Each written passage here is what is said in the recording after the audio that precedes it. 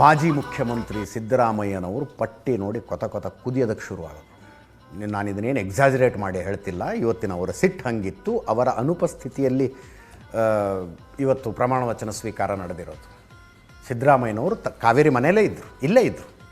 ಎಷ್ಟು ದೂರ ರೀ ಅಲ್ಲಿಂದ ಅಲ್ಲಿಗೆ? 1.5 ಕಿಲೋಮೀಟ್ರ್ ಲೋಕಭವನಕ್ಕೆ. ಬರಲಿಲ್ಲ ಅವರು, ಮನೆಯಿಂದ ಹೊರಗೆ ಹೆಜ್ಜೆ ಇಡಲಿಲ್ಲ ಸಿದ್ದರಾಮಯ್ಯನವರು.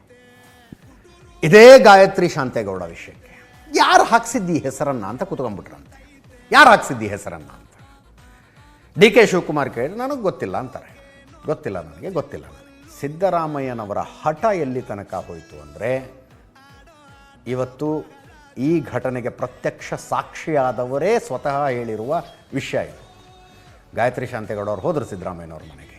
ಬಸವರಾಜ್ ಶಿವಣ್ಣವರು ಅಲ್ಲೇ ಇದ್ದರು, ಬ್ಯಾಡಗಿ MLA ಅಲ್ಲೇ ಇದ್ದರು. ಇಬ್ಬರನ್ನೂ ಕೂಡಿಸ್ಕೊಂಡು ಸಿದ್ದರಾಮಯ್ಯನವ್ರು ಹೇಳಿದ್ರಂತೆ, ಈ ಶಿವಣ್ಣವರು ಕೊಡು ಅಂತ ಹೇಳಿದರೆ ನಿನಗೆ ಕೊಟ್ಟಿದ್ದಾರೆ,